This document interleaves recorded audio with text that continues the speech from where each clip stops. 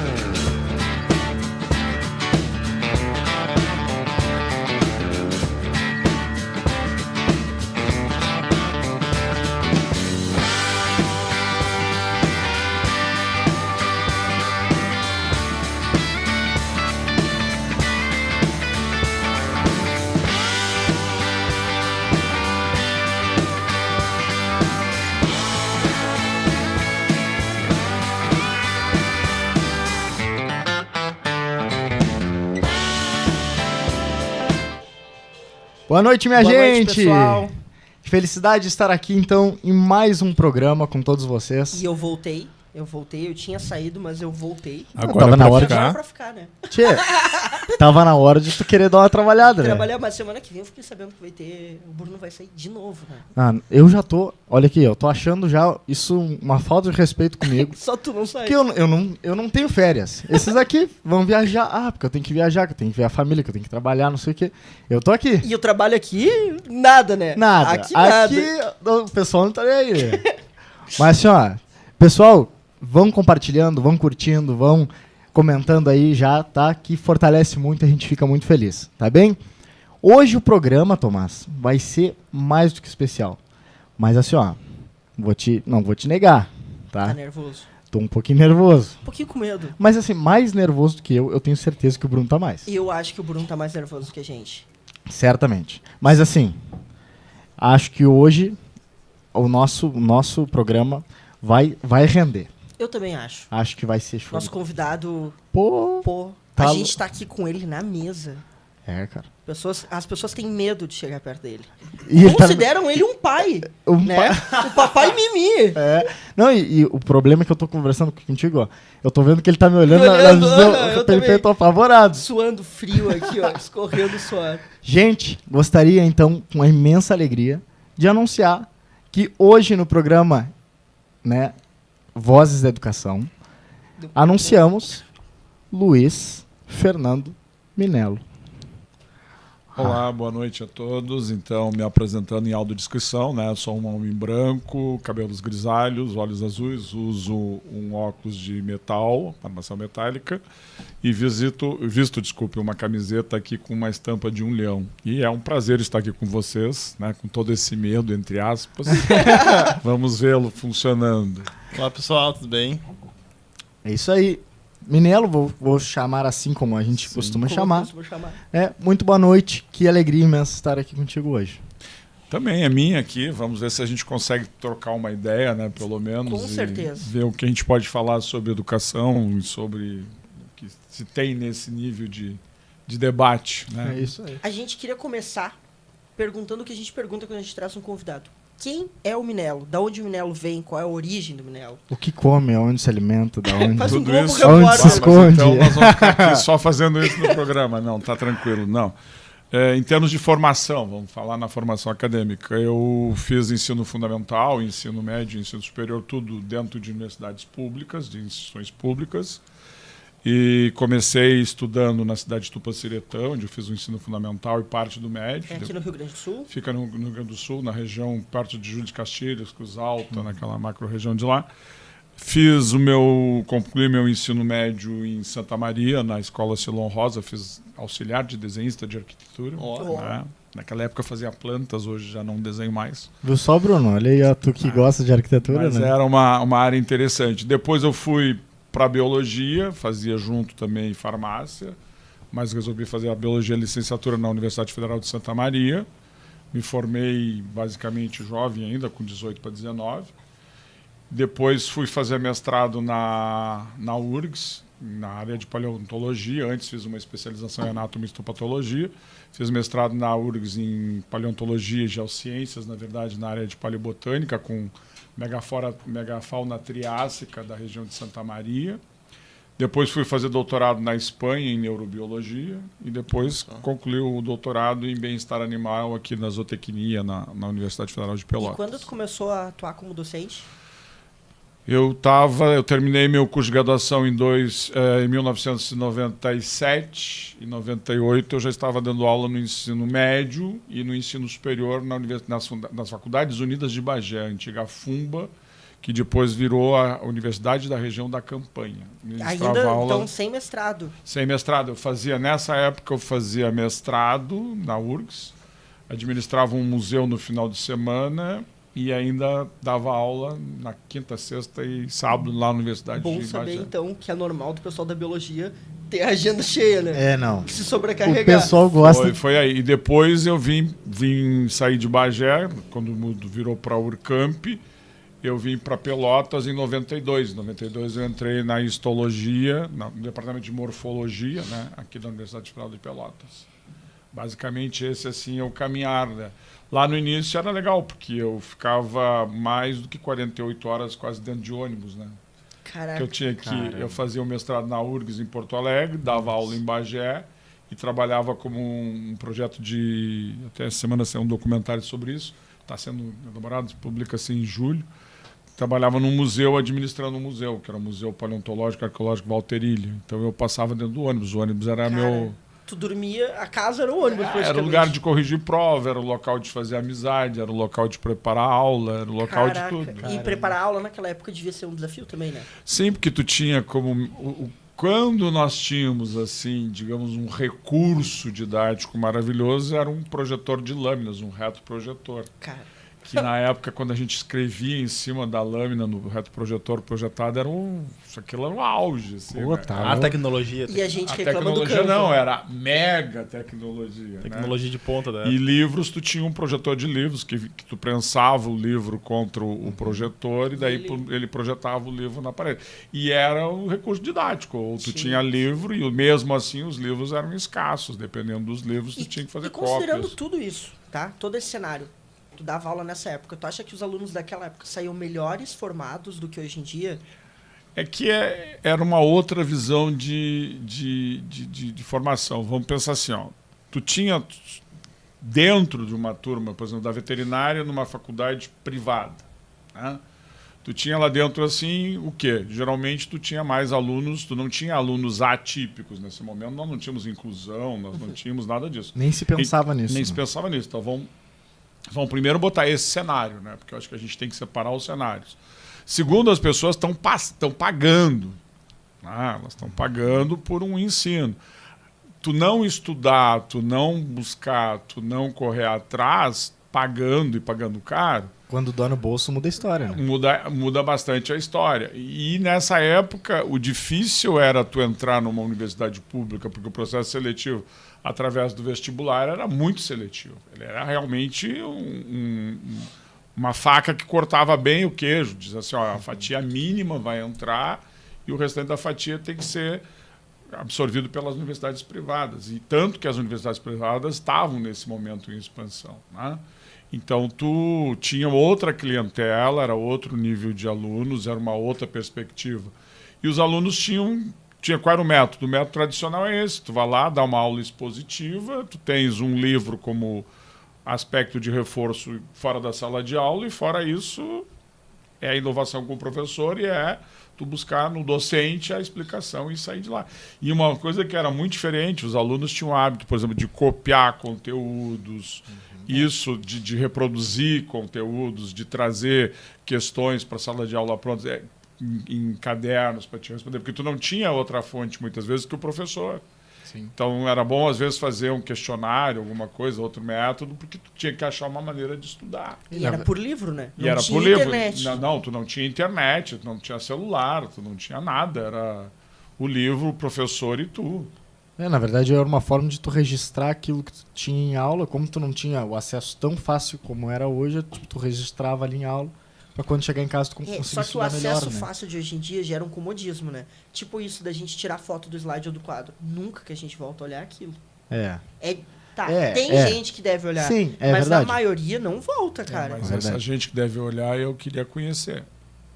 Não desconhece por enquanto. Não, porque vamos pensar um pouco aqui, ó. Tu vais num supermercado. Tá? Tu faz um levantamento de preços. Aí tu fotografa no teu celular. Aí tu vai... Teve um probleminha, né? A primeira live aí deu uma travada, o pessoal... Assim, ó... A gente viu o Bruno, né? O Bruno... Eu suando frio. Suando frio, em pânico, e eu vendo o Bruno se mexer de um lado para outro e pensando, meu Deus, algo aconteceu. Mas isso, sabe o que é isso? Tempestade solar tá destruindo os equipamentos eletrônicos. O nosso convidado é uma carga, assim, ó, de conhecimento tão grande. Até a equipe técnica tá nervosa.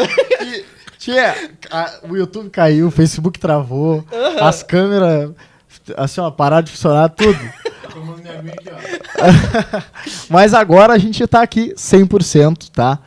Juntamente com o nosso professor aí, ilustre, Luiz Fernando Minello. Voltando, vamos embora. Retomando. É. Bom, e pra seguir o baile já. Mas embora. Eu acho que, assim, uma das coisas que a gente entende quando ouviu o que tu falou é sobre a sobrecarga, né? E é algo que a gente já se vê desde a graduação e estuda muito também. Nas cadeiras de didática que a gente tem, em todas as cadeiras de educação, muito se fala sobre a sobrecarga do professor. Sobre o professor ter muitas turmas, receber pouco, não ser valorizado. E até quando tu estava falando para nós sobre a tua rotina, né? Lá no começo, quando 48 horas dentro de um ônibus. Pô, planejar a aula, estudar. E todo o processo de tu descansar também, tu é gente, né? Como é que tu mantia a tua qualidade, tanto de vida, mas a tua qualidade de trabalho para os teus alunos, para o teu serviço?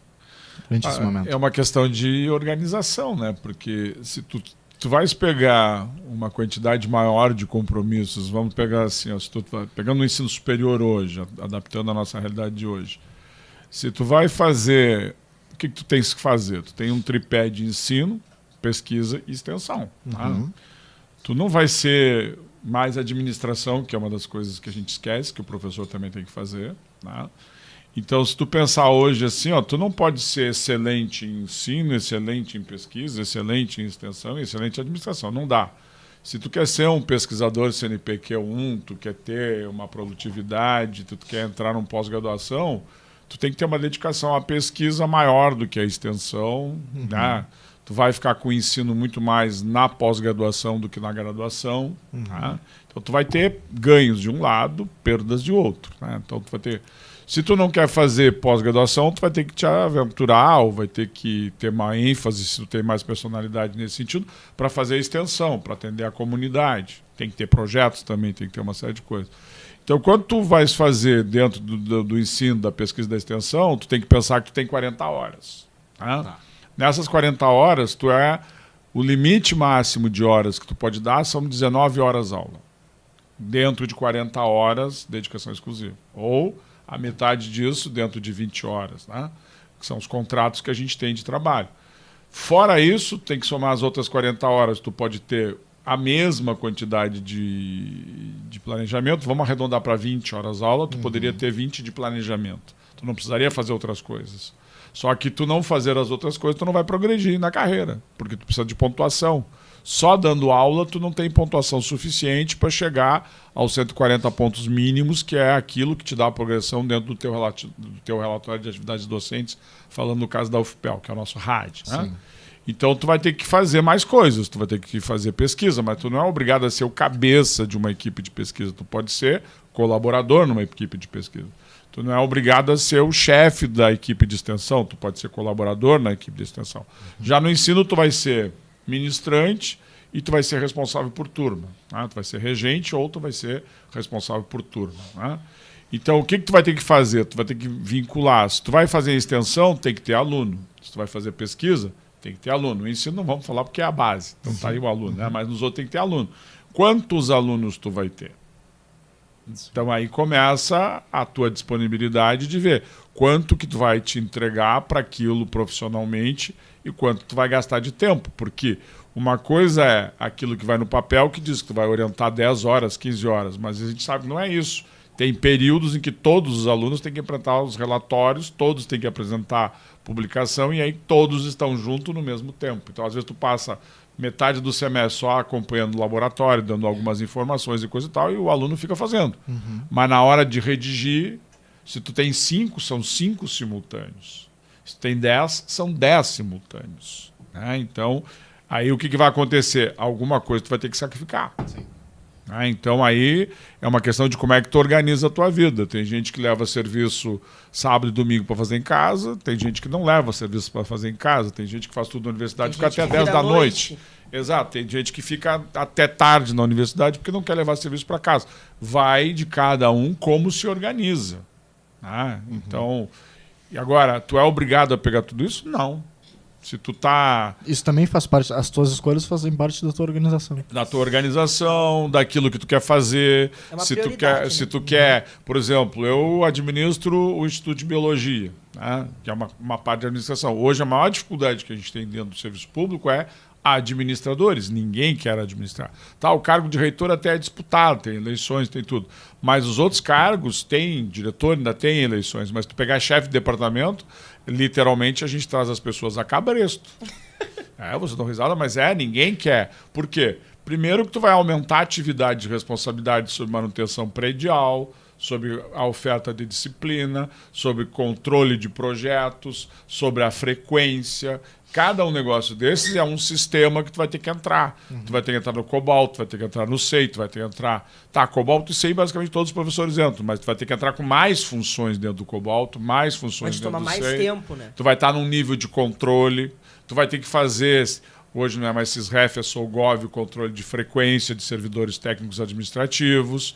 Tu vai ter que controlar se está toda a documentação que um professor que vai sair viajar está em dia, está certo, está de acordo. Nossa, tudo isso coisa. passa pelo chefe, passa pelo diretor. O recurso financeiro, tu tem que comprar no serviço público não é fácil. A gente começa em janeiro fazendo a previsão orçamentária para o ano que vem. O que nós vamos comprar para o ano que vem, gente? Aí feito isso, que é o PAC, que é o planejamento anual de compras. Nós estamos já com o ano de 25 feito, que a gente faz em janeiro desse ano. E se alguma coisa estragar durante esse ano? Aí tu vai ter que entrar na excepcionalidade, que é uma outra coisa. Mas isso aí é para o ano que vem, tu está fazendo o que tu vai adquirir no ano que vem. Isso é o PAC. Depois tu tem que fazer o pregão, que é empresas se habilitarem para te entregar. Nós começamos a fazer os pregões em março, eles são homologados quando dão certo, quando as empresas não abandonam, quando não aprendem do vazio, esses pregões vão estar prontos por outubro. E aí tu tem que comprar, só que para comprar tu tem um detalhe, tu pode comprar até final de outubro, início de novembro. Então, às vezes, tu tem recurso e não tem como fazer isso. Tá? Então, tu veja bem, isso só estou te falando para comprar uma coisa. Se nada disso for feito, quebrou hoje um aparelho que tem que substituir, tu tem que fazer todo esse rito em menos tempo. Ou tu não pode comprar. Aí tu vai entrar na licença, na dispensa de licitação, tu tem que conhecer todos os mecanismos da lei, tu tem que saber quais são as coisas que pode e quais são as que não pode, tu tem que controlar nas relações interpessoais para que não haja assédio, para que não haja interferências dentro de níveis que não podem acontecer. Tudo isso faz parte da administração. Se faltar papel higiênico, é de responsabilidade tua, que aquele papel higiênico esteja lá.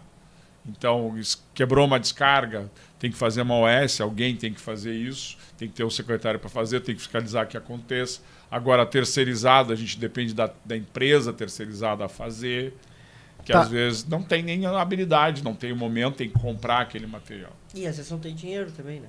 Não, dinheiro até, embora seja escasso, para aquilo que é mínimo tu tem. O problema é todo o rito para gastar o dinheiro.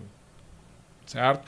E mesmo que às vezes tu tenha o rito, quando chega em novembro, como eu te falei, tu tem que ter gasto o dinheiro, porque o dinheiro é devolvido para o cofre da Universidade Geral e a universidade tem que gastar aquilo em despesas fixas, como luz, água, etc. e tal, ou ela tem que devolver ao governo federal. Nenhuma universidade que já recebe pouco vai devolver. Óbvio. Então, se tu tiver pregões homologados em outubro, tu tem só no mês de outubro para comprar tudo que tu quer. Se tu não comprar ali, tu não vai comprar. O pregão fica vigente, tu não tem dinheiro. Tu vai voltar a poder comprar em janeiro. É sempre quando uma chegar. tensão por tempo, né? Tu Não, imagina prazo, só. prazo. E assim prazo de revalidação de... tem que fazer o cadastramento dos professores. Agora mesmo nós temos que fazer o cadastramento dos professores no SolGov e as equipes que os chefes cadastram. Nós temos até o final de abril. Mas isso tem que fazer uma portaria para cada um, tem que ver o que está errado em cada ficha. Então é um estresse todo dia, atrás do todo outro. dia. E cada dia tu chega com um problema diferente. O professor quer sair, não pode sair mais que 15 dias. Como é que tu soluciona se ele precisa sair mais que 15 dias e a lei não permite? Então são coisas assim. Isso é o foco administrativo, que ninguém quer. Então tu tem mais esse detalhe que te leva muito mais E tempo. tem abono salarial por estar nesse Tu cargo? tem, se tu for, por exemplo, chefe de departamento, vai ganhar em torno de R$500 a mais, ainda pode perder a insalubridade no início, depois tem que recuperar de novo, desculpa. Tem que recuperar de novo. Então, como diretor, tu até tem um piso maior de valor, mas tu tem que dedicar, basicamente, se tiver qualquer erro administrativo, tu responde por improbidade.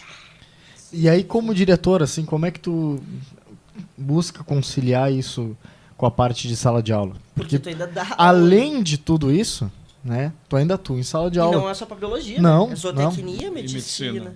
Porque, na verdade, assim, o diretor, ele pode, se ele redistribui as suas atividades aos seus colegas, ou seja, outros vão dar para ele poderia dispensar as aulas. Mas eu já fui pró-reitor na universidade, eu fui diretor de ensino, fui pró-reitor, já tive quase todos os cargos, exceto de reitor e vice-reitor, mas os outros eu já tive todos, né? E eu nunca dispensei minhas aulas, porque eu tenho uma coisa muito clara, assim, eu entrei na universidade para ensinar, né? Então, tu dispensar tuas aulas é a mesma coisa que tu abandonar o detalhe, tu vai virar um administrador, e não é isso que eu fiz formação acadêmica, eu fiz a formação acadêmica para ensinar. Então, eu não abro mão das minhas aulas. O que tu faz? Tu tem que, por exemplo, se tu for olhar meu rádio, eu não tenho 1 hora de planejamento, porque se eu botar horas de planejamento, eu tenho que tirar da direção. Então, as minhas aulas eu estudo, eu vejo, eu leio, faço, aconteça, mas no papel que eu registro isso não aparece planejamento. Se eu botar planejamento, extrapola a minha carga horária. Nós podemos ter, no máximo, no ano, 1.936 horas de atividades.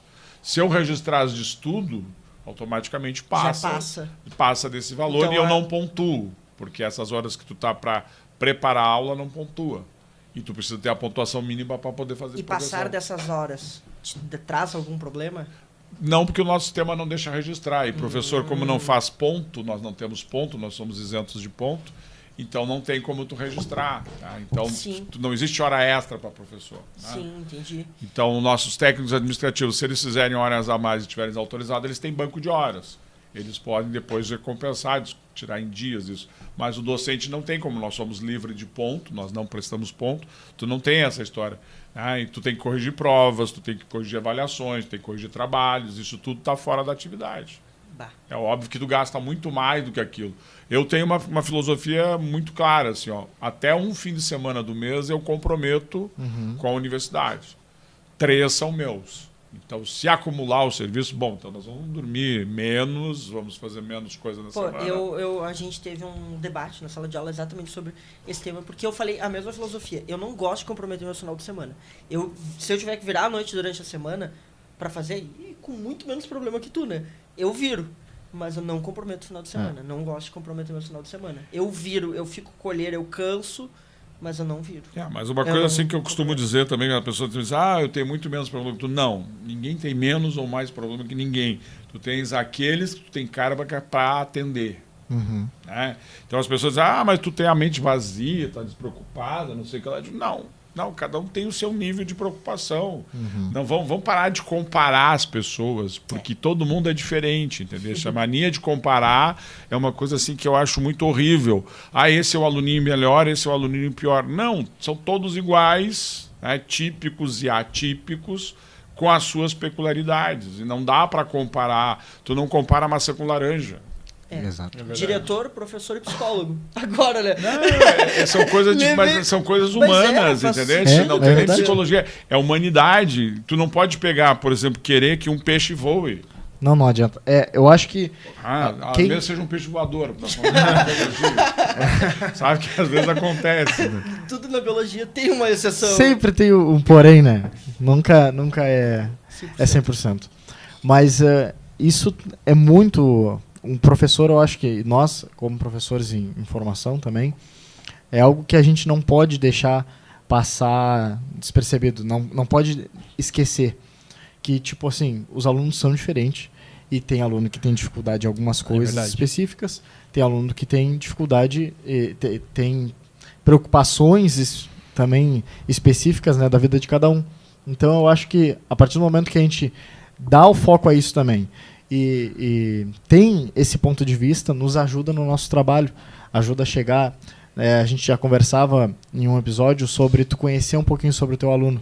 Porque quando tu conhece um pouco sobre o teu aluno, tu consegue entender um pouquinho melhor ele. Então tu sabe se ele está passando sobre alguma coisa. Né? Não, é como tu pegar, Thiago, um professor como eu, já estou lá há mais de 35 anos e coisa e tal, o conteúdo tu sabe, entendeu? O teu conteúdo tu pode não saber absolutamente tudo, mas o que é básico, o que é elementar, se tu não aprendeu por osmose difusiva, tu aprendeu por imposição. Né? Quer dizer, de algum jeito tu aprendeu aquilo. Tá? Tu já está lá há 30 anos falando da mesma coisa, certo? Pode inovar alguma coisa? Pode, mas a anatomia do desenvolvimento, que é onde eu trabalho, e a histologia, são clássicas. Tu não tem muita coisa... Ontem eu ainda falava isso para meus alunos. Eu estava dando uma aula de histologia e eu falei, olha, o que tem aqui, olha, não vai mudar. Sim, pode até mudar coisas moleculares e tal. Pois é, mas isso tu não tens esse problema de tu dominar. Agora, tu pensa assim, ó, tu pega um professor novo que está iniciando carreira, tá? Ele tem a questão do conteúdo, primeiro. Segundo, porque o cara foi lá e fez um doutorado, mas deixa eu abrir uma janelinha aqui. Mas o doutorado, ele afunilou. Ao invés de todo mundo pensa que doutorado, tu aprende mais. Não, tu emburrece. Tá? Porque tu vai aprender muito de uma coisa só. Tu é muito específico, né? Entende? Tu vai ser especialista na ponta da pata de algum bicho. Ou na extremidade da folha de um. Louco de pensar. Então são essas coisas. Tu afunila para aquilo. Tu não está ampliando. Né? Quando tu faz o mestrado, tu reduz para uma especificidade. Quando tu faz doutorado, tu reduz para uma segunda especificidade. Tu faz um pós-doutorado, tu reduz para uma terceira especificidade. Tu não vê o conteúdo todo, tu não vê o contexto todo. Então, é claro que tu vai ter o problema do domínio do conteúdo. Tu está começando a carreira. Aí tu tem o segundo momento, o domínio do método.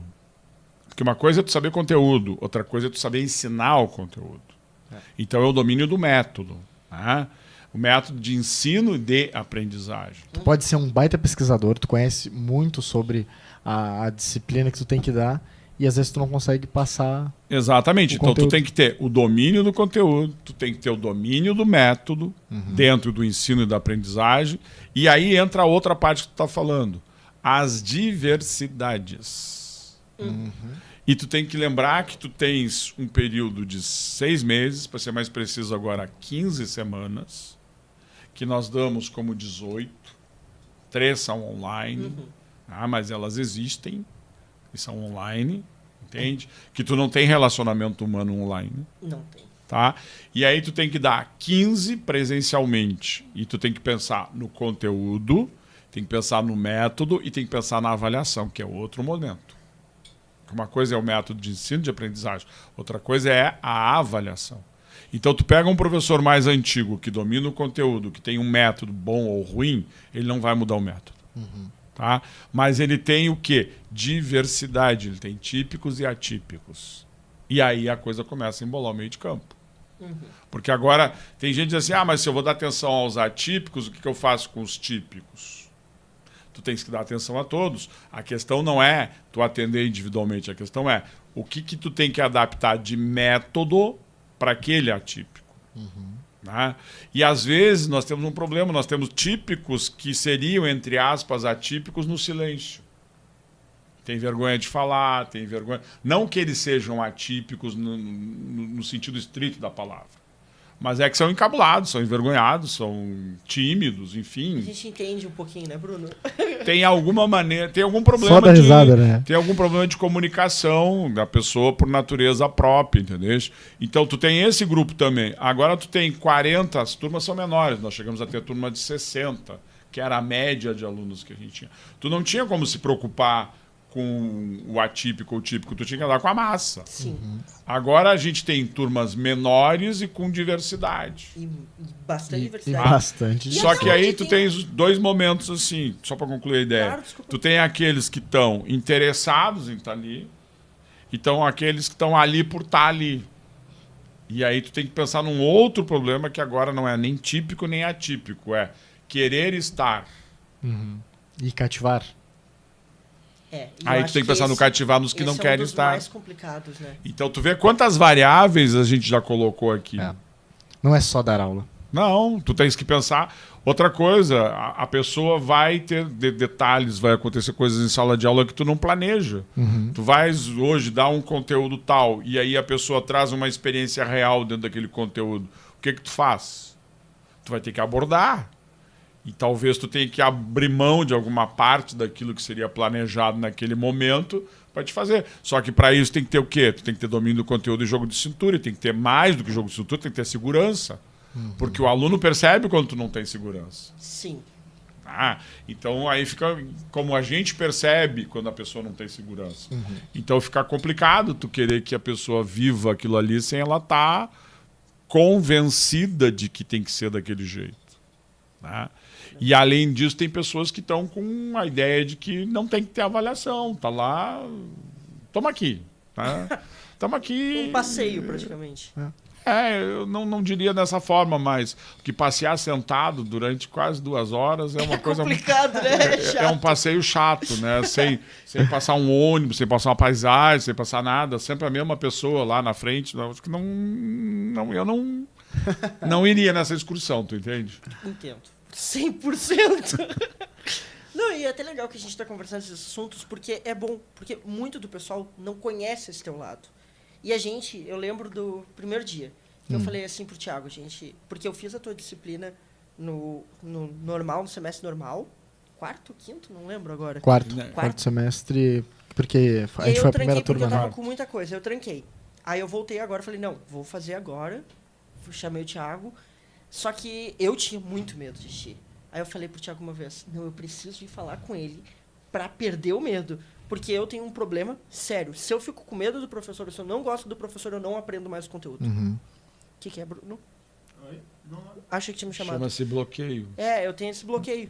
E aí, eu falei, preciso conversar com o Minel. Lembra? Eu falei pro Thiago, vou conversar com o Minel. Aí eu fui lá na tua sala, a gente ficou conversando. Foi até, eu não lembro o que era a minha dúvida, mas eu fui te perguntar uma coisa que realmente era uma dúvida, era pertinente pra mim. E aí passou esse medo. E eu cheguei e falei pro Thiago, cara, não tem por que ter medo do Minel. Mas eu acho que é essa própria visão de, poxa, o cara é o diretor. Né? Não, mas não é isso, é o timbre de voz. Talvez. É verdade. Eu lida com esse fato dos alunos terem medo de ti. Eu ignoro, porque... Pra mim não faz diferença. Não vai fazer diferença, porque quem é que tá perdendo de comunicar? Sou eu? Não. Eu tô lá, não agrido as pessoas, não morde, né? Não mordo, não atiro cadeira, não violento, né? Tento ser... Faz até piada durante a aula. Quantas Capaz, piadas? isso é mentira tua. Né? Então, hoje em dia tem que cuidar, porque às vezes as piadas são maléficas. Tá? Então, é mais ou menos... Não tem o que dizer por que das pessoas terem medo, mas isso é uma coisa que existe, não é só entre os alunos, existe entre colegas professores, entre colegas técnicos. As pessoas têm, talvez por eu ser na minha, eu não sou de estar sorrindo a torto e direito, nem nada, cumprimento todas as pessoas extremamente, mas eu sou o que sou, não tem essa coisa de... Né? Só que... não consigo entrar, por exemplo, na sala de aula amigo de todo mundo, porque não dá, né? Não, e ainda mais a tua que sala, é muita, que geralmente é 40, 50 alunos. Não tem. Então, tu entra, eu entro lá, eu venho aqui para fazer uma coisa. O que eu venho para fazer? Dar aula. Sim. Né? E aí tu entra dentro desse métier e o resto tu vai falando e conversando e coisa e tal. Tento animar ao máximo o circo, às vezes não dá, às vezes o pessoal não vê muito bem o palhaço lá na frente, mas faz a piada e todo mundo assim, ó. Com medo, até com medo de rir, né? Com medo de rir. Eu lembro que às vezes o Minelo perguntava, e às vezes a gente até sabia, quantas vezes tu não mandou eu falar mais alto? E eu, cara, louco de medo, eu falava pro Thiago, se eu falar mais alto e eu tiver errado, eu não sei o que eu faço da minha vida. Mas é o que eu vivo dizendo, erra agora e não erra na avaliação, e não erra no trabalho, porque ali é feito para errar, todo mundo erra. Eu já disse bobagem muitas vezes na minha vida. E a tua audição é surpreendente, né? Porque eu chegava no Thiago e falava assim, ó, bem baixinho, eu nunca que o Minelo vai ouvir. E tu não, fala aí o que tu tá dizendo. E eu, meu Deus, ele tá ouvindo o que eu tô dizendo. Tá com ponto. Como diz meu orientador de doutorado lá na Espanha, dizia muito claramente, o Vilena, a ignorância faz o atrevimento.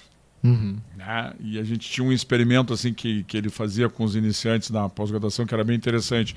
Existe uma substância que a gente usa em laboratório para Corã, para a rosanelida, que é um corante que ele é transparente. Mas quando tu joga em algum lugar que ele passa, tu borrifa álcool, ele deixa tudo rosa. Então ele pegava os novos e dizia assim, leva tal coisa para guardar para mim. E aí as pessoas levavam aquilo desprevenido, aberto, passavam por tudo que é lugar. Aí depois ele vinha com álcool atrás e borrifava. Dizia assim, olha tudo que tu contaminou aqui dentro, só para guardar um produto. Bah, que loucura, E aí ele cara. dizia assim, a ignorância faz o atrevimento. Tu Aham. pegou um produto que eu te dei que tu não sabe se é cancerígeno, se é letal, o E que saiu é. andando com aquilo. E saiu andando com aquilo tranquilamente com a mãozinha e foi lá, tá, esse não é cancerígeno, não tem problema nenhum, é só uma lava com álcool, desaparece. Mas podia ter dado pra ti um antrax, podia ter dado uma coisa mais forte. Né? E aí aquele é o momento de errar, de ver o erro e de aprender com ele. Exatamente. Faz todo Então, sentido. e vale o ditado que a ignorância faz o atrevimento, né? Só que eu acho que às vezes tem atrevimento que tem que ser feito, porque é o momento de errar. Mas participar, se tu tá lá com o espaço aberto de participar, se tu não participar, não adianta nada. Sim. Né? Então... e pensando assim como professor, é até frustrante quando a gente pergunta alguma coisa e a turma fica em silêncio. Não, é a múmia, né? E a tumba. Não, Tá tá lá o louco. faraó falando com a tumba. E o silêncio completo, né? Como eu digo, eu fui a velórios mais felizes. Bah, tá louco. Mas, cara, estar do outro lado da moeda, quando a gente, nós como professores, a gente pergunta pra nossa turma, e aí o pessoal fica nos olhando, a gente fica assim, ó, cara, Aonde que eu errei? são 5 segundos de silêncio, mas pra mim são 2 horas. É. Sabe qual é a melhor coisa que tem pra gente assim se sentir o pior dos piores? Ah. A melhor pra sentir o pior é quando tu termina de explicar um negócio e tu tem a certeza plena de que ninguém entendeu. Sim. Sim. Aí tu repete aquilo por outro lado, faz toda uma construção de novo, termina de explicar e entende que de novo tu chegou no mesmo denominador. Aí tu vai na terceira vez. Lá pela quarta tu pergunta, onde é que eu tô errando? Aí as pessoas dizem, a gente não está interessado. Poxa, E, Aí é outro fator, né? e a biologia, por ser uma área tão diversa, porque a biologia eu acho que assim, é uma das poucas que é tão diversa. Tu pode ir para qualquer reino, se especializar nisso, e ainda tem parte de bioinformática, muita coisa. Acaba que muitas vezes o pessoal tem interesse por esse conteúdo, e geralmente acontece, por exemplo, com botânica. O pessoal não tem interesse por Tá, botânica. mas daí aí eu vou te perguntar, assim, te interrompendo, eu vou te perguntar o seguinte. Nós ensinamos em quadradinhos. Porque isso é um método que se fez para a gente chegar numa tentativa de fazer uma coisa não tão holística como tem que ser. Tá? Se os quadradinhos são chamados quadradinhos básicos, disciplinas básicas, que o pessoal chama de cadeira, né? Cadeira para sentar, estava gozando com vocês antes. Tá? Então, são disciplinas básicas. Tá? Por que será que tem o nome de básica? Vocês já se perguntaram? Que é o Porque mínimo é a que tu tem que base. entender. É a ponto do iceberg. Se tu não souber aquilo, tu não vai saber o que é diferenciado, o que é diversificado. Pré-requisito passa do Certo? resto. Então, se tu tem uma básica chamada histologia, ela serve para zoologia, ela serve para genética, ela serve para ecologia, ela serve para paleontologia, ela vai servir para outras coisas. Por isso ela é básica. Então, como é que tu pode não ter interesse numa disciplina básica? E é legal Justo. que esse fenômeno acontece muito nos 2 primeiros semestres, porque aí tu chega na biologia, vou ir pro campo, vou mexer num tamanduá, Não, sabe? eu vou Com a passar visão, assim. no meio do Vou ver mato. animal, e aí bicho... tu tem cálculo, química, bioquímica, Tá, física, e aí eu biofísica, vou, e aí eu aquilo vou, é importante. e agora eu vou lá no NURFS administrar um NURFS, tá? Como é que tu faz dosagem para os animais comerem? O NURFS, para quem não conhece, é o Núcleo de Reabilitação Da Animal. fauna silvestre, É. né? Então, que eu fui com a professora Ana, um dos fundadores, eu sou o coordenador ainda hoje. Ah, não sabia que tu Tá? era E aí eu te pergunto assim, ó, assim como do curso de biologia, eu fui o primeiro coordenador e um dos fundadores. Então eu te pergunto assim, ó, como é que tu dosa um animal com medicação? Matemática, cálculo. Uhum. Como é que tu faz ração alimentar para os bichos comerem? Tu tem que O entender. que é essa palavra? Não consigo nem dizer a palavra. O quê? Rapção? Ração. Ração.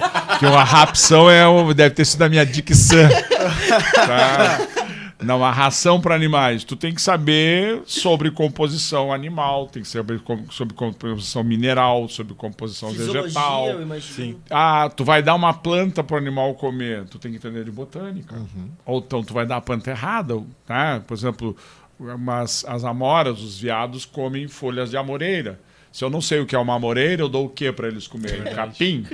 Ah, vão comer, óbvio, mas não estão comendo o prato predileto. Sim. Então eu tenho que saber botânica, eu tenho que saber zoologia, eu tenho que saber ecologia, eu tenho que saber matemática.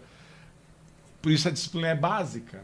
Ou então, quando eu for aplicar lá no pobre do bichinho, o bichinho vai sofrer porque alguma coisa eu não fiz. Né?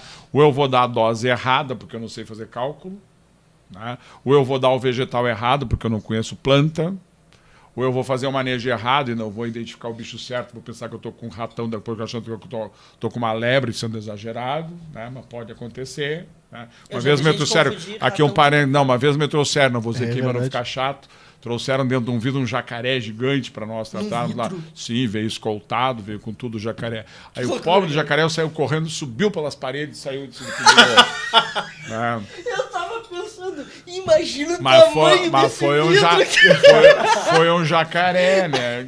Mas depois a gente descobriu que era uma lagartixa, mas tudo bem, o pobrezinho. Outra vez eu vi alguns agentes ambientais atirando o lagarto na água para o lagarto ir embora. Não acredito, cara. Acredita, na TV e foi ao vivo em cores, para todo mundo ver. Então é isso que eu estou dizendo. Certamente esta aula de zoologia, chamada sistemática, foi faltada. Sim. Tá? Então, por isso que eu estou dizendo, se é básico, é porque vai ser aplicado. Pois é, mas aí eu acho que a gente entra num ponto que quando a gente vai aprender essa disciplina básica, talvez a gente precisa conhecer um pouquinho mais sobre por que a gente está aprendendo ela. Às vezes a gente não sabe, não é significativo. Tipo assim, beleza, eu sei que eu tenho que o cálculo ele vai me ajudar em diversos outros âmbitos da biologia, conforme eu for crescendo no curso e conforme eu for trabalhar com isso. Genética, ecologia, fisiologia, tudo isso. Beleza. Só que se lá no começo ninguém me diz, ou então durante eu tô fazendo isso aqui, por que eu tô fazendo isso aqui, acaba que eu não vejo significância no que eu tô estudando, entendeu?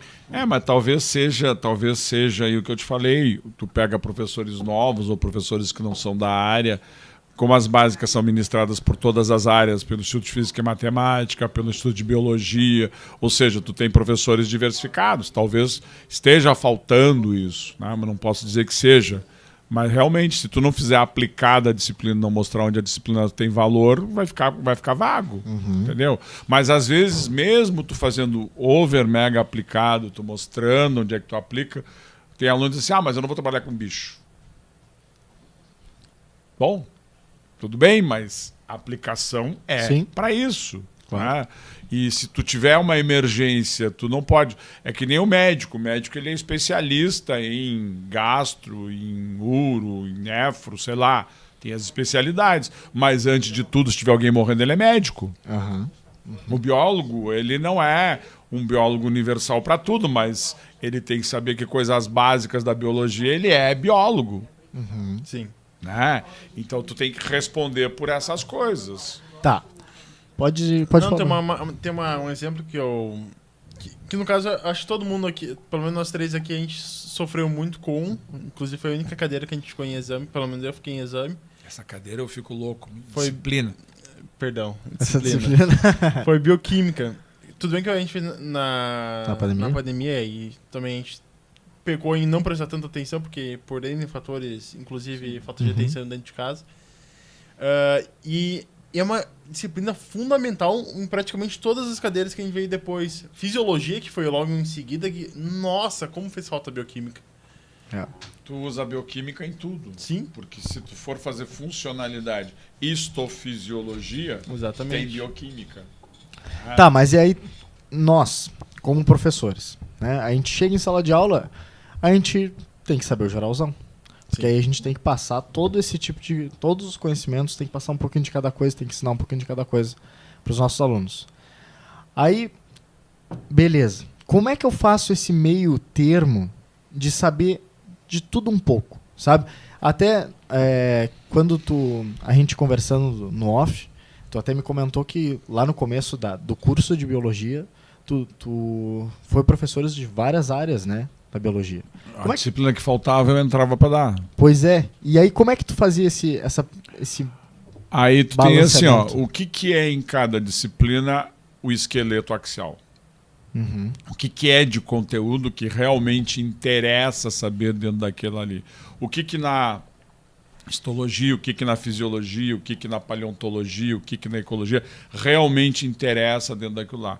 E é tu saber o esqueleto axial e estudar o esqueleto axial. Tu trabalhar em cima daquilo que é realmente interessante na formação. Que é o que tu tem que saber. Lá no ensino médio, o que tu tem que saber de citologia? Tu tem que conhecer os organoides, tem que saber o funcionamento dessa célula, tem que saber como é que isso interage num indivíduo, tá? O órgão, a organologia e coisa e tal. Então, o que tu vai saber? O básico do básico. Tu não tem que saber o detalhe que a mitocôndria tem um ciclo tal, numa volta tal, que dá uma excepcionalidade lá de energia e mais ou menos ATP. Isso não vai interessar. Interessa que tu conheça o aspecto geral daquilo para poder ministrar aquilo. Que é o que tem que ser. Que é o que eu falei. Se tu tem um domínio das disciplinas básicas, as outras fica fácil de entender. Sim. O que tu não pode é sair das básicas sem domínio das básicas. Aí as profissionalizantes vão ser... E até por isso que tem os pré-requisitos, né? Sim, é como a gente fazia, entrando aqui na êmbrio um pouco para dar uma puxada, né? A gente vê êmbrio, eu posso começar falando de fertilização, certo? Mas para ver fertilização antes teve, vamos pensar, tu teve que alguém se conhecer, alguém ter necessidade fisiológica do orgasmo, o tesão, o sexo, tá? Alguém teve que cantar alguém e conseguir. Ou senão vai ser 5 contra 1, uma batalha universal. Né? Ou senão soltar Pandorga. Mas não pode ser, mas são as coisas universais que a gente conhece. Bom, passada essa fase, tem que interagir com alguém, independente do teu gosto por A, por B, por C, ou não, tu também tem esse direito. Sim. Né? Daí tu vai interagir, daí tu vai começar... Bom, agora eu tenho condições socioeconômicas para fazer um filho. Então vamos fertilizar. Quer dizer, eu posso iniciar fertilizando, mas e toda a construção da sexualidade do indivíduo? Né? Quer dizer, quando fala em sexualidade, sexualidade que idade começa? Nos 15, nos 14, nos 13. Não, é mentira. A sexualidade começa no momento da concepção. Um X e um Y é um macho da espécie, um X e um X é uma fêmea da espécie. Triplo X já é Klinefelter, já é Turner, XR é Turner. Tu tem trissomia do 21, translocação do 14 é Down. Isso já é diferente, já é um indivíduo atípico. Tá? Isso vai interferir na sexualidade? É óbvio que vai. Entende? Então, começa ali a tua sexualidade. Aí depois tu vai evoluir um pouquinho mais para formar lá da 4ª, 8ª semana ainda dentro da mãe, quando a mãe recém está desconfiando, eu acho que eu estou grávida, ela já tem um coraçãozinho latejando na 3ª semana, porque se tu pensar, ela vai descobrir, ela tem um ciclo de 28 dias, no ciclo pode ser 28, 33, vamos pensar de 28, quando é que ela vai vir a menstruação? Ela vai ter uma ovocitação em torno do 14º dia, 0 a 5, uma menstruação. Até o 14º ela ovocita, do 14º até o 28º é o período de nidar, o concepção e gravidez. Então, quando é que vai atrasar a menstruação? A gravidez aconteceu nos 14 e ela vai atrasar a menstruação nos 28. Então, quando ela começar a desconfiar que atrasou, nós já estamos na 3ª semana gestacional e o coração já está latejando. Tá? Na 4ª começa a haver a construção da genitália interna e das vias espermáticas ou das vias genitais internas. Tu vai ter o ovário e o testículo formado, as vias espermáticas, desde lá do epidídimo até sair lá na uretra, e tu vai ter a formação das tubas do útero, e depois, mais tarde, o início da vagina. Quando chegar na 9ª semana, tu vai começar a formar a genitália externa. Tu vai formar a partir de 9 a 12 semanas, tu vai formar do mesmo órgão, ou um pênis ou uma vagina.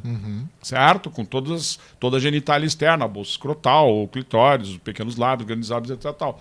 Então, lá em 12 semanas, de 4 a 8, tu formou a organologia interna da tua genitália. De 9 a 12, tu formou a externa. Tanto que a primeira ultrassom é em 12 semanas. Exatamente no final do primeiro trimestre, né, 12 semanas. Então, se tu teve uma genitália, um segundo momento, teve uma genitália interna masculina e a externa é feminina, por dentro tu é homem, por fora tu é mulher, tu vai ser criado como uma menina.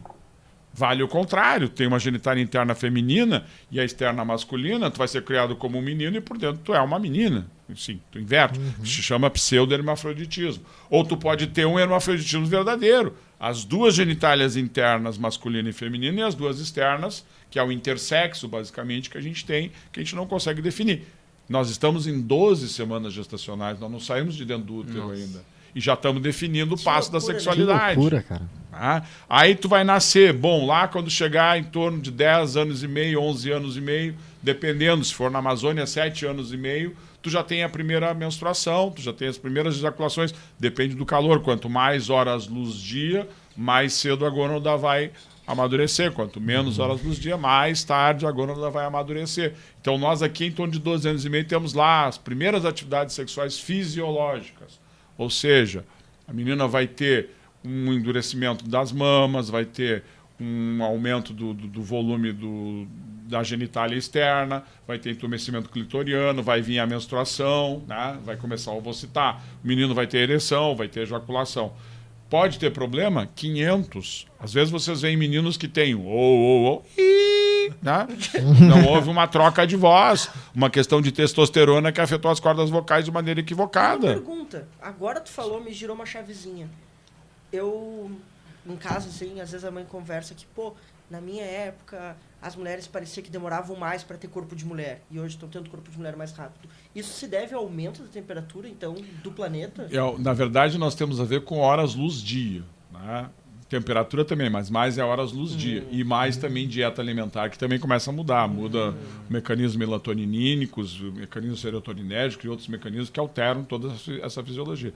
E depois, completando a ideia da sexualidade, aí tu vens, tu começou a ter ereção, ejaculação, etc. Tal, aí tu vai ter o sexo psicológico, que é as tuas definições do quê? Eu sou cis, eu sou trans, eu sou hétero, eu sou bi, eu sou passivo, eu sou ativo, eu sou bi, enfim, né? Para depois o último nível de sexualidade, que é o sexo socioeconômico, que vai coordenar todo o resto. Se tu vive, pois, não, o sexo socioeconômico não atinge a minha vida. Vai num país de cultura radical, onde a homossexualidade não é aceita. Por exemplo, tu vai num país islâmico radical, onde no final de cada mês eles sacrificam com enforcamento, outras técnicas dos homossexuais, tu vai assumir a tua homossexualidade, vai pegar uma bandeirinha, vai sair de bandeirinha, só se tu gosta de morrer. Né? A gente ri, mas é triste, mas é uma coisa triste. E esse é o sexo socioeconômico. Tudo isso aconteceu antes, de maneira adequada, se foi planejado, ou de maneira inadequada, se foi uma coisa que aconteceu abruptamente não desejada, para chegar na fertilização. Agora, onde é que o embriologista começa a trabalhar? O embriologista começa a trabalhar na fertilização. Né? E vai até a 8ª semana, se for em embriologia. Se for anatomia do desenvolvimento, ele vai trabalhar desde os fenômenos pré-concepção até a morte, porque ele chama-se ontogênese. Claro que ninguém vai pegar e trabalhar a vida inteira toda a disciplina, não existe isso. Então, tu vai trabalhar só o desenvolvimento até chegar ao nascimento, né? A puericultura no máximo. Aí já tem uma disciplina chamada puericultura que vai cuidar. Mas tudo isso mostra que a complexidade das coisas e como uma coisa se liga na outra, né? Beleza? Um profissional que estuda essa coisa específica que a gente estava falando antes, né? De tu se especificar em alguma coisa e outro profissional se especifica em outra e assim vai criando essa rede e tudo é muito complexo em algo muito pequeno.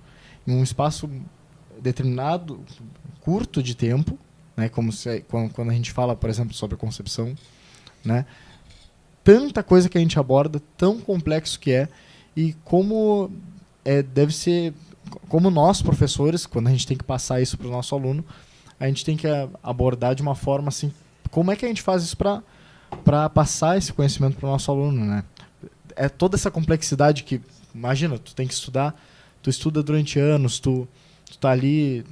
Pessoas passam a vida inteira para estudar uma fração de tempo e nós, como professores em sala de aula, nós da biologia mesmo, a gente tem que passar aí, às vezes, em 1, 2 aulas, algo tão complexo. Tu quer ver uma coisa assim? Eu diria que depende, tu tem que ter um prisma muito claro da ótica. Vamos seguir Einstein aqui, vamos ver o referencial. Tá? Se tu pegar, vamos brincar de fazer uma escala de magnitude. Né? Tu começa lá na Via Láctea, tu tem exemplos feitos aí em qualquer lugar na internet, tu baixa aí. Tu começa lá na Via Láctea, tu vem diminuindo, chega no planeta Terra, tu vem diminuindo, tu chega numa cidade, tu vem diminuindo, tu chega num indivíduo, tu vem diminuindo, tu entra no organismo do indivíduo, tu vem diminuindo, tu entra na célula do indivíduo, tu vem diminuindo, tu chega no DNA do indivíduo, tu diminui, tu vai chegar na química física do indivíduo, tu diminuindo no máximo de reducionismo, tu vai chegar força eletromagnética, força gravitacional maior, força gravitacional menor, e vai chegar ainda nesses básicos, nesse princípio de forças aí, tá? Tu chega nesse nível, certo? Aonde tu vai trabalhar? O conhecimento existe desde uma molécula divina, lá nas forças eletromagnética maior, menor, gravitacional, né? Até a força nuclear maior, menor e a eletromagnética gravitacional, até tu pegar a célula. Então tu tem que ter claro assim, ó, o nível de estudo que tu tá. Se tu tá no nível da célula, tu interessa os conhecimentos da célula. Vamos transmitir isso agora para os alunos. Se tu tá no nível fundamental, se ele souber que existem células e que essa célula tem uma membrana no citoplasma e um núcleo, maravilhoso. Show de bola. Agora, como é que tu representa essa célula para ele ter ideia? Uma vez aconteceu isso no ensino superior.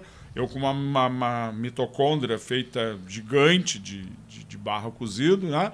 Levei e disse, olha, nós temos milhões dessas no néfron, lá no túbulo renal, nos túbulos contorcidos proximais, a gente tem milhares dessas, são gigantes, coisa e tal. E a menina me disse assim, eu não consigo entender como é que tem tantas dentro de mim dessas aí, professor. Eu imaginei que era isso. Cara, que loucura. Quem é que vai imaginar que ela está imaginando que aquilo ali que eu tô na mão é a mitocôndria? Eu acho muito legal, exatamente, tipo assim, tá dando matéria de biologia celular, que é ali pro primeiro ano, ultimamente, pro PAF, por exemplo. Tu falar o tamanho de uma célula, sabe? Dá essa dimensão, porque às vezes o pessoal não tem noção da variabilidade de tamanhos de células. Tu tem neurônios que vão do cérebro à ponta do dedo, sabe?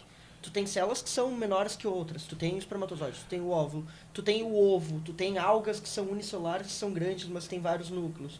Tu tem várias coisas que a gente vai desenhar a célula um círculo com outro círculo dentro. Aí tem que entrar no que o Thiago disse, tu tem que ver em que nível tu tá nessa escala e dentro desse nível o que é que realmente importa. E qual que é o teu objetivo, né? Exatamente, porque não adianta tu tentar... Uma coisa que eu, falando da sexualidade que a gente estava comentando ontem, a pessoa que trabalha com sexualidade é assexuada. O que eu quero dizer com isso? Tu não pode levar as tuas ideias para a clientela, porque tu vai autorizar coisas. Tá? Tu tem que chegar lá, não é tu o exemplo, o teu exemplo não importa. O que importa é, existe essa realidade, eu tenho, vamos passar em termos de sexualidade dos parâmetros mais normais. É uma heterossexualidade, é uma homossexualidade, é uma bissexualidade. Eu tenho que dar os 3 parâmetros. É cis, trans, eu tenho que dar os 2 parâmetros. Agora, eu como biólogo não vou entrar no nível de sexualidade socioeconômico nem psicólogo. Nem psicólogo, eu não sou psicólogo. Nem tampouco trabalho com socioeconomia. Certo? Então eu vou entrar até onde? Até a fisiologia, que é o campo que a biologia domina. Certo? Agora, qual é o nível que interessa disso para uma pessoa que está no ensino fundamental, para uma pessoa que está no ensino médio? São coisas diferentes. E a gente tem que pensar o seguinte, por mais que eu queira defender a bandeira A, a bandeira B ou a bandeira C, eu não tenho bandeira quando eu estou falando de sexualidade. Sim.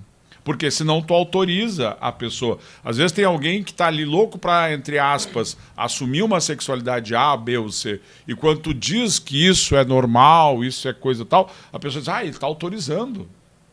E não é esse o papel da pessoa que trabalha com sexualidade.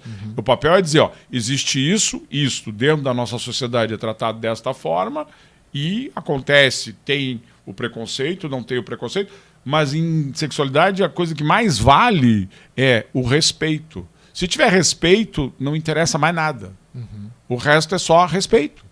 Entende? Tu não tem que aceitar. Eu aceito. Mas aceitar o quê? Tu não tem que aceitar nada. Cabe a ti, né? É uma questão de respeito. Uma coisa que eu acho interessantíssimo nos casais homossexuais é as pessoas querem saber o que eles fazem sexualmente. Eu nunca vi alguém chegando num casal hétero e dizendo assim, tu transa com a tua mulher de que jeito? É de ponta cabeça, é de pé, deitado? Eu nunca vi ninguém perguntar isso. Agora, quando tem um casal homossexual, quem será que está penetrando quem? Ah, mas como é que eles fazem? Duas mulheres, será que elas fazem? Mas o que interessa isso, gente? Elas fazem do jeito que quiserem. Agora, o casal hétero, a gente pergunta como é que faz.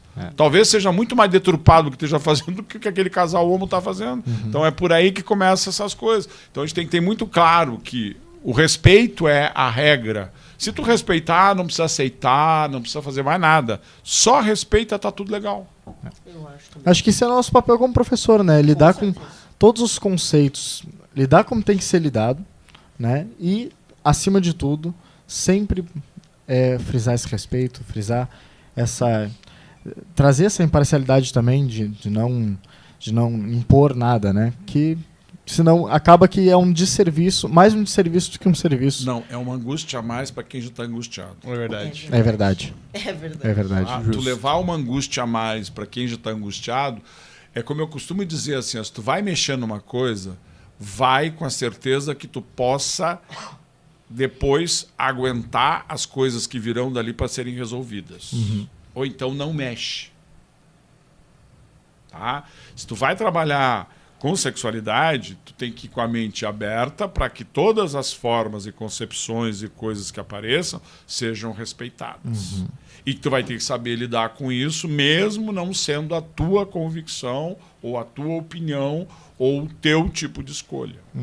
Né? Senão não começa, não mexe, porque tu vai gerar angústia.